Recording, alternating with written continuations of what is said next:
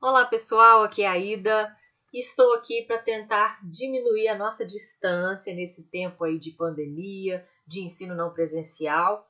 Preparei esse vídeo com o objetivo de fazer uma revisão para os alunos do 7º ano, para que a gente possa recordar, relembrar, entender melhor, né, o conteúdo que vem sendo estudado nas últimas semanas, a fim de vocês fazerem agora, nesse fechamento dessa matéria, uma avaliação sobre esse conteúdo. Então não deixe de assistir esse vídeo, se você gostou, dá o like lá, né? Pode comentar alguma coisa. E para quem tem meu contato lá no WhatsApp, qualquer dúvida pode entrar em contato comigo depois, tá bom? Vamos comigo. Bom, o conteúdo desse vídeo vai ser mito e lenda, são os gêneros textuais aí, mito e lenda que nós estudamos, as preposições e alguns pronomes que nós também estudamos, ok? Vamos lá. O mito, o que é o mito? Os mitos são narrativas que explicam o surgimento do universo, da humanidade, de determinado comportamento humano ou dos fenômenos da natureza. Eles são datados de tempos remotos, antigos, muito longe, né? Eles revelam traços da cultura de um povo. Então vocês vão ver que mito e lenda são gêneros muito semelhantes, ok? Eu vou colocar a definição do mito e a definição da lenda, mas vocês vão ver que tem muitas características em comum, ok? As características do mito. Ele sempre tem tempos remotos. O que são esses tempos remotos? É um tempo mítico, as origens do mundo ou do universo, tá? Esse tempo ele é impreciso, então é muito comum termos como há muitos anos, tá? Não define em que data aquela história aconteceu, tá bom? Os elementos como seres sobrenaturais são muito comuns, né, nos mitos. Os espaços onde ocorrem as narrativas são de dimensão sobre-humana, então pode ser um espaço sagrado, né? Um lugar fora da realidade, vamos dizer assim.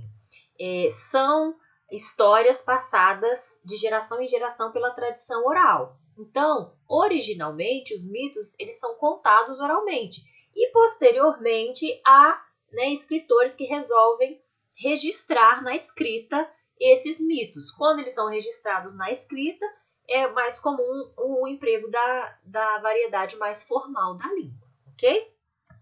E a lenda? O que são lendas? As lendas são narrativas também, contadas também na tradição oral, para transmitir algum ensinamento ou para explicar algum fato. Nelas, os fatos históricos podem se misturar a fatos imaginários.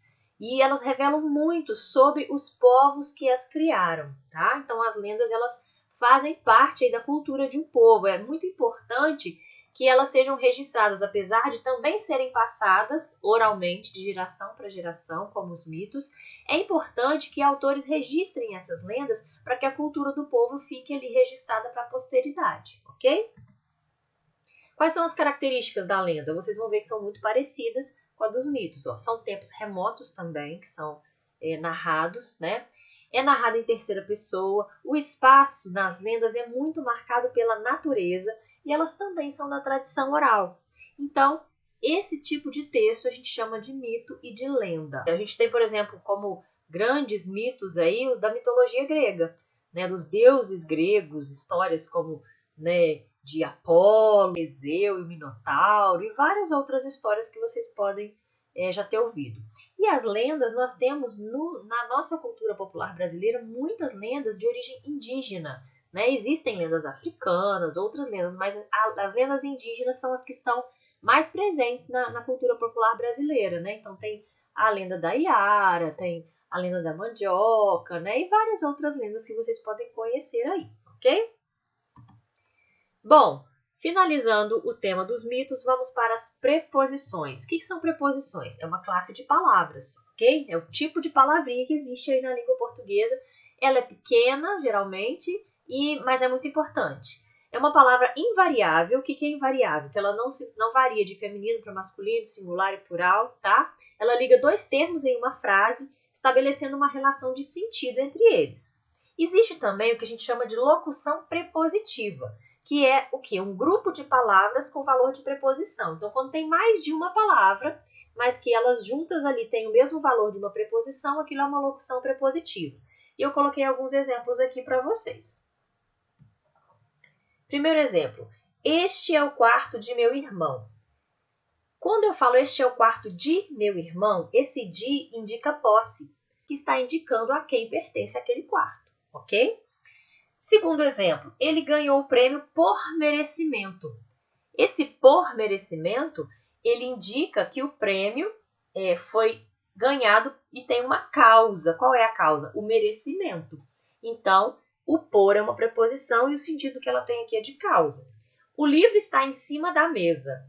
Aqui, quando eu coloco em cima da mesa, isso é uma locução prepositiva, porque eu tenho 3 palavrinhas que está indicando o quê? O lugar, a posição onde o livro está. Bom, assim como nesses 3 exemplos a gente teve aqui ideia de posse, causa e lugar, essas preposições elas podem mudar de sentido dependendo da frase. Então, nesta frase aqui, a preposição de teve ideia de posse, mas não quer dizer que sempre a preposição de vai dar essa ideia. Da mesma forma, o por, o em cima de, né, a gente pode ter sim, dependendo da preposição, sentidos diferentes em frases diferentes em que elas forem empregadas. E aí você tem ideia de causa, de companhia, destino, instrumento, lugar, meio, modo e várias outras coisas, tempo, né? Outras ideias que as locuções podem expressar, ok? Ainda sobre as preposições, nós temos aqui um quadro com as principais preposições. São essas aqui, ó. A, ante, após, até, com, contra, de, desde, em, entre, para, per, perante, por, sem, sob, sobre e tras. Então, você com certeza já ouviu a maioria dessas palavrinhas, já usou a maioria dessas palavrinhas. Tem algumas mais antigas, como per, como perante, né? Que são de repente, ante, que não são tão usadas, são mais formais, mais antigas. Mas tem outras que você usa toda hora, como de, como em, como para, com, né? Você sabe a diferença de sob e sobre? Né? Sob indica abaixo e sobre indica por cima. Então, temos aqui o quadro com as preposições, bom? Ainda sobre as preposições, é possível que elas estabeleçam combinações e contrações com outras palavras, ok? Então, é muito comum que a preposição ela se junte, por exemplo, a um artigo ou a um pronome para poder formar ali uma combinação, uma contração. Então, nesse quadro, o que está de preto, a gente vai chamar de contração. E somente esses 3 casos aqui vermelhinhos são combinações. Por quê? Nas combinações, eu pego aqui, no caso, a preposição a com o artigo o e crio a palavrinha ao. É uma combinação. E aqui, nesse caso, a preposição a mais o artigo a se fundiram e formaram o que a gente chama de contração. A contração ela vai acontecer sempre que quando eu junto 2 palavras, a terceira palavra formada, ela está formada com uma mudança em relação às 2 anteriores. Por exemplo, aqui, ó, de mais o formou do. Por que formou do? Porque sumiu a letra E aqui, né? Então teve uma contração. A contração é sempre que algum elemento se perde, alguma letrinha se perde ou se modifica na hora de montar ali a palavra nova, tá? Então, tudo isso aqui são contrações, ó. Vamos ver um outro exemplo aqui, ó. Por mais o. A preposição por, quando se junta ao artigo o, ela forma pelo. Tá vendo como mudou? Sumiu aqui o R, sumiu o O e o R, apareceu um E e um L.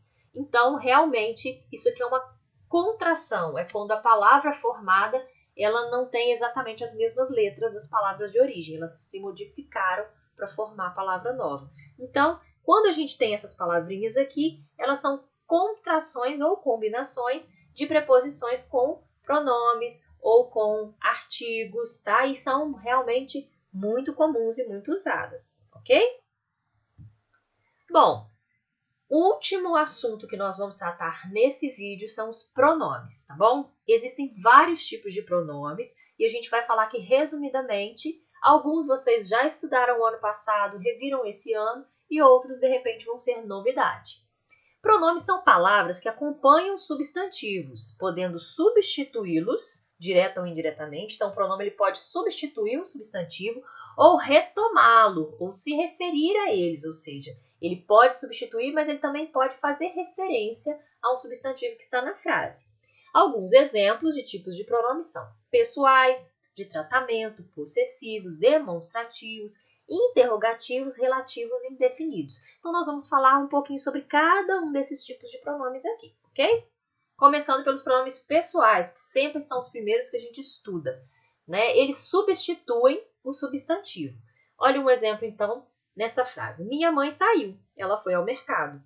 Esse pronome ela substitui minha mãe, para que eu não tenha que criar aqui um texto repetitivo, falando minha mãe saiu, minha mãe foi ao mercado.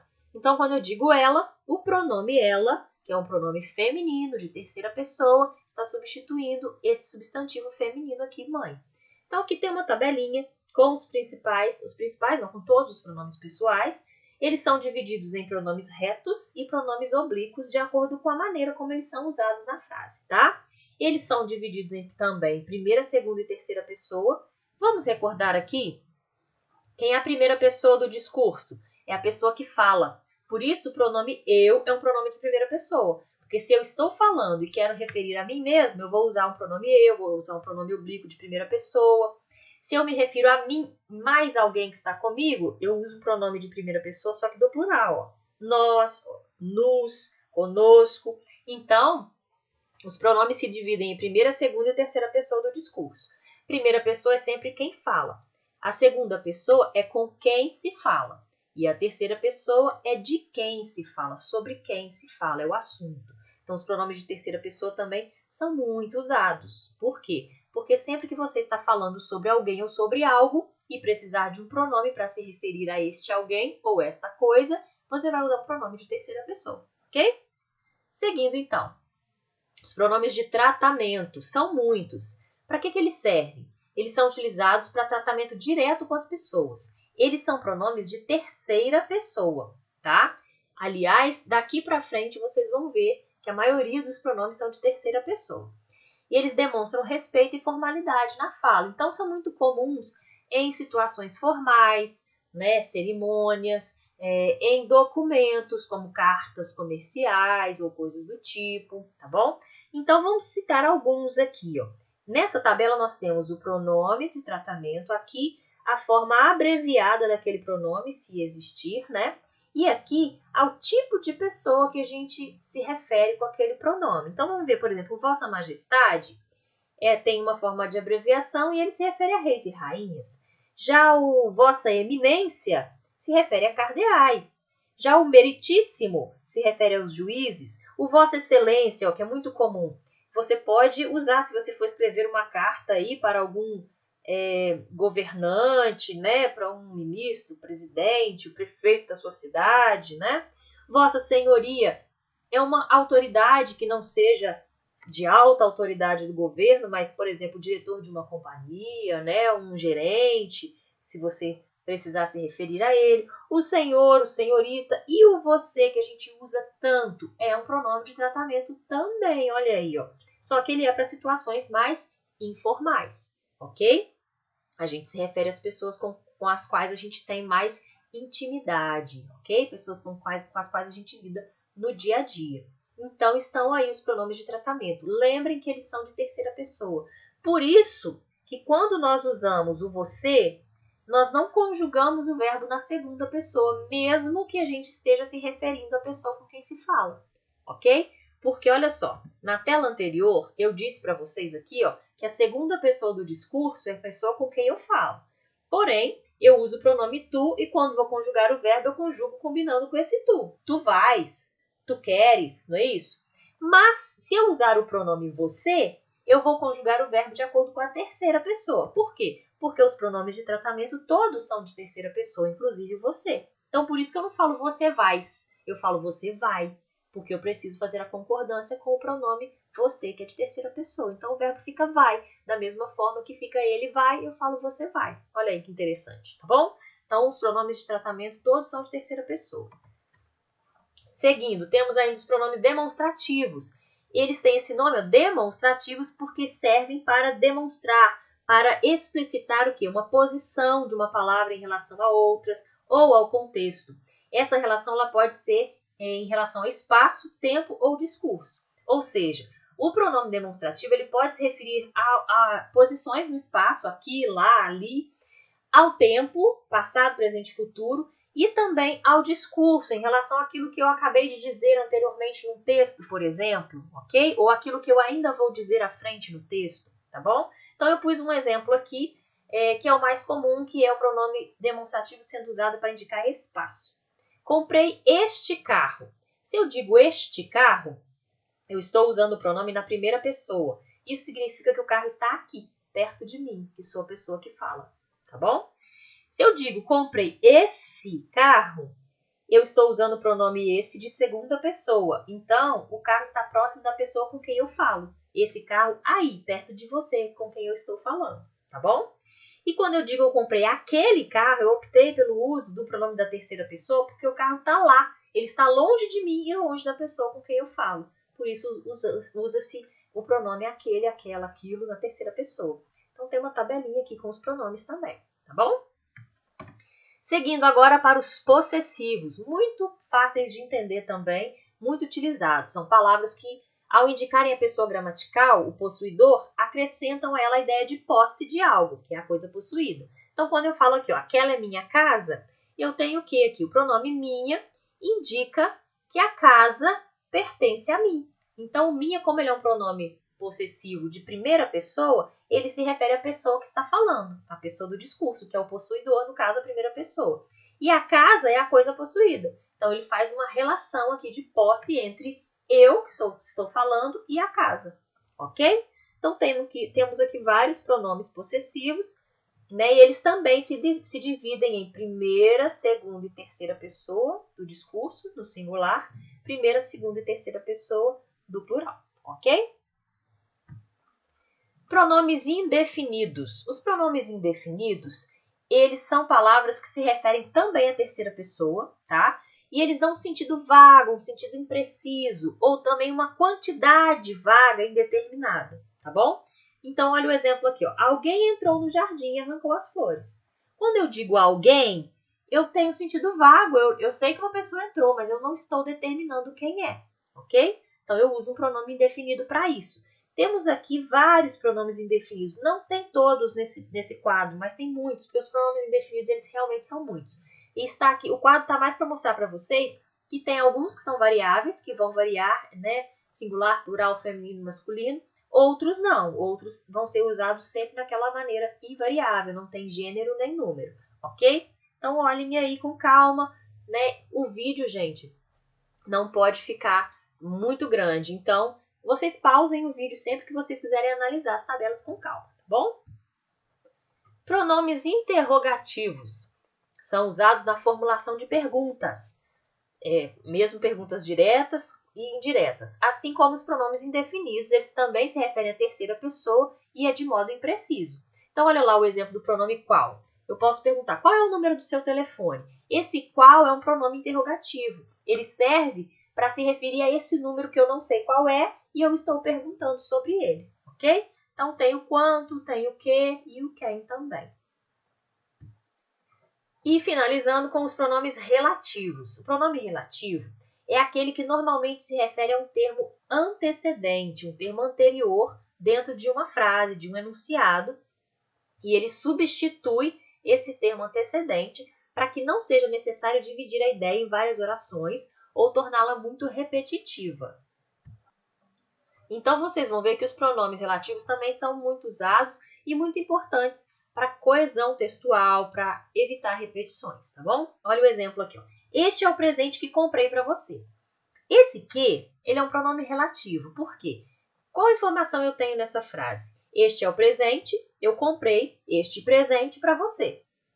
Para que eu não tenha que repetir a palavra presente, eu posso usar um pronome para, né, substituir e se referir a ele. Então, o pronome que, ele une duas informações aqui sobre o presente, evitando a repetição dessa palavra. Ele se refere, então, à palavra presente. Além do que é o mais usado, quais outros pronomes são relativos? Tem o qual, a qual, tem o cujo, tem o quanto, tem o onde, tem o quem. Então, tem alguns que são variáveis, outros que são invariáveis também, ok?